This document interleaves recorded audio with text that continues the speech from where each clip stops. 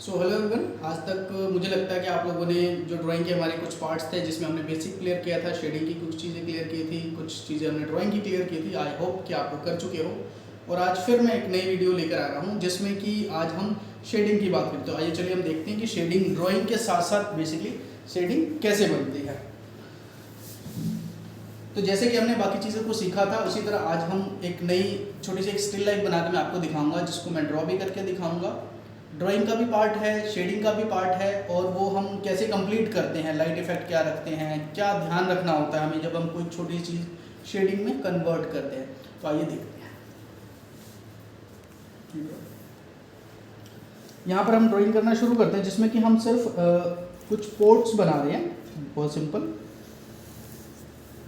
ये लीजिए, ये फ्लो आपके सामने चल रहा है, कोई एडिटिंग नहीं है कि जब भी हम कुछ ऐसा बनाना चाह रहे हैं और कई बार हमसे बनता नहीं है तो उसके लिए जो मैंने आपको बेसिक्स सिखाया था आपको याद होगा। और नहीं, अगर आपने आज तक वो वीडियो नहीं देखा है तो डेफिनेटली उस वीडियो को एक बार देखें, जो बेसिक ड्राइंग से रिलेटेड चीज़ें थी, ठीक है, ताकि आप अच्छे से इस तरह की ड्राइंग एक ही बार में फ्लो में कर पाएँ।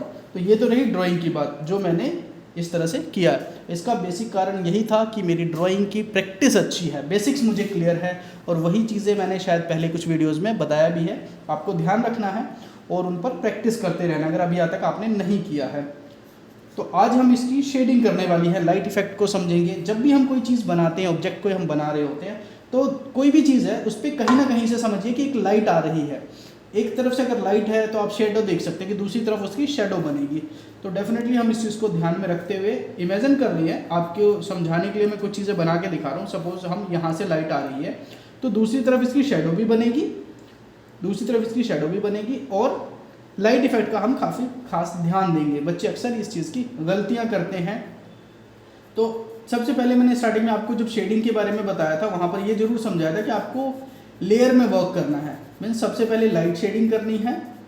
दूसरी बात, बच्चे एक और गलती करते हैं हमेशा कि शेडिंग कहीं से भी शुरू कर देते हैं। तो ऐसा नहीं करना है, आपको जो भी शेडिंग कर रहे हो उसमें टॉपेस्ट पार्ट देखना है। सबसे पहले सबसे टॉपेस्ट पार्ट हमारा यहाँ से शुरू होता है और उसमें ऊपर से नीचे की तरफ आपको शेडिंग करना है। तो यहाँ से 3 लेयर जो हमने शेडिंग की सीखी थी, उस शेडिंग में पहले हम लाइट करेंगे पेशेंस रख के। क्या होता है कि हमें लगता है कि हम बहुत जल्दी कर ले और उस चक्कर में सारा ही गड़बड़ हो जाता है। और इस बात का भी ध्यान रखना है कि लाइट शेड हमारी कहाँ से आ रही है। तो कोशिश करूँगा कि थोड़ा फास्ट में रखूँ इसको, ताकि आप ये वीडियो ज़्यादा लंबी ना हो।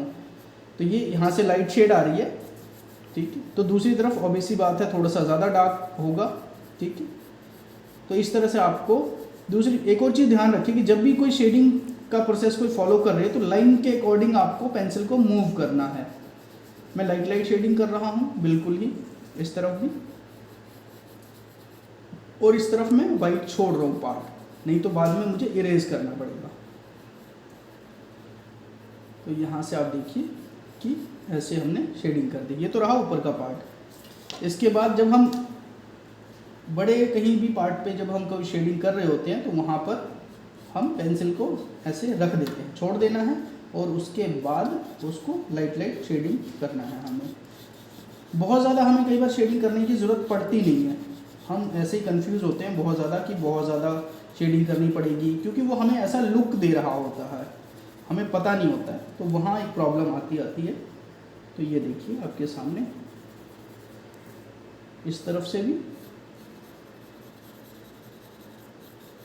पेंसिल को ज़्यादा मैं दबा नहीं रहा हूँ, प्रेस नहीं कर रहा हूँ, लाइट बस पेंसिल पकड़ के, और मैं उसको लाइंस के अकॉर्डिंग मूव कर रहा हूँ, जिससे कि मेरी शेडिंग थोड़ी जल्दी भी हो जाएगी और जितना मुझे शेड करना है उतना ही रहेगा। और जहाँ कर्व है लाइंस, वहाँ पर मुझे कर्व फॉर्मेट में रखने में कोई दिक्कत नहीं, ऐसे मैं कर्व रख सकता हूँ, ठीक है जी। क्योंकि इस तरफ देखिए शेडिंग है ही है। अभी तो ये हमारा फर्स्ट लेयर चल रहा है, हम इसको सेकेंड या थर्ड तक इसको फिनिश कर देंगे। सेम फॉर्मेट रखना है, क्योंकि लाइट शेड हमारा ध्यान रखना है यहाँ से है, वो भूल जाते हैं हम। जब भी कोई आप कलर या ब्लैक एंड वाइट या कोई शेडिंग की चीज़ देखेंगे, आपको ये आगे भी ध्यान रखना है। या कुछ भी बना रहे हैं तो देखिए लाइट है तभी कोई ऑब्जेक्ट दिख रहा है ना, अगर लाइट ही नहीं होगा तो फिर कहाँ से दिखेगा। तो इस बात का ध्यान रखना है आपने कि लाइट कहाँ से चीज़ के ऊपर आ रही है। अब हम इसका सेकंड लेयर करते हैं, जिसमें कि हम थोड़ा सा थिक कर देंगे, डार्क कर देंगे। यहाँ से हमने थोड़ा सा डार्क करना शुरू कर दिया, जिसमें ये सेकंड लेयर में ही हमारा ऑलमोस्ट ख़त्म हो जाएगा। ये देखिए ऐसे आप पेंसिल शार्प भी कर सकते हैं ऐसे।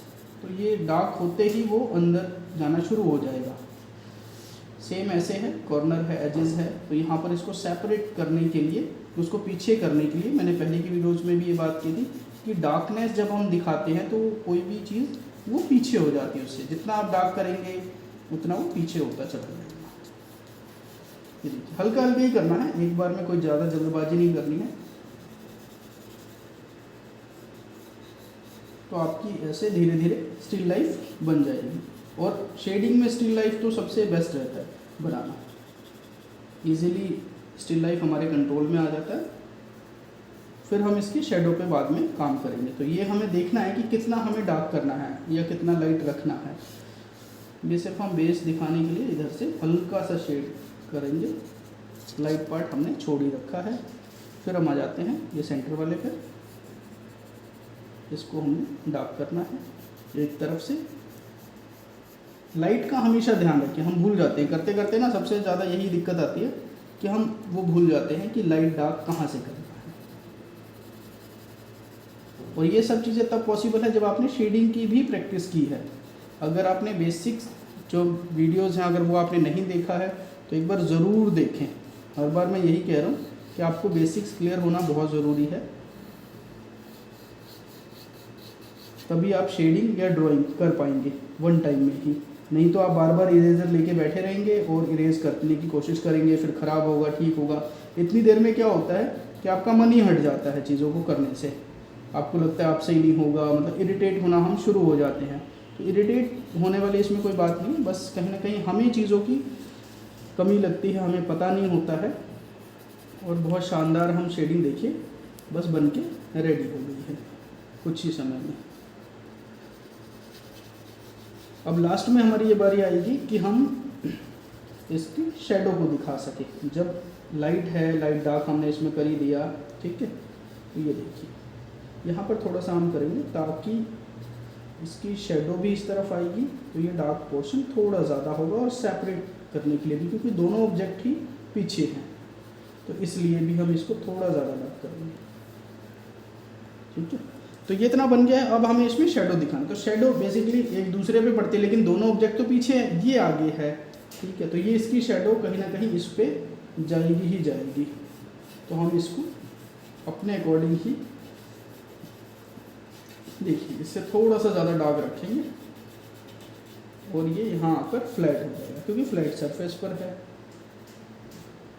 तो यहाँ हम इसको और डार्क करेंगे ताकि वो नीचे का ग्राउंड अलग दिखे।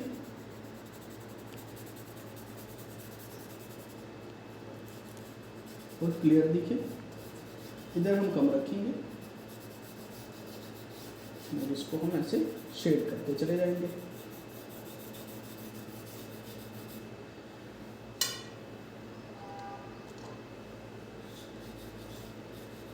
अब इसका भी देखिए शेप कुछ ऐसे जाएगा।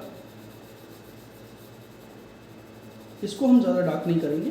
डार्कनेस के साथ भी ना लाइट, जो हमारा शेडो है उसके साथ लाइट और डार्क का फ़र्क रहता है। जब हमारी डार्कनेस यहाँ से शुरू हुई है, क्योंकि बेस पे तो अब आई है ना, तो यहाँ थोड़ा सा ज़्यादा डार्क होगा।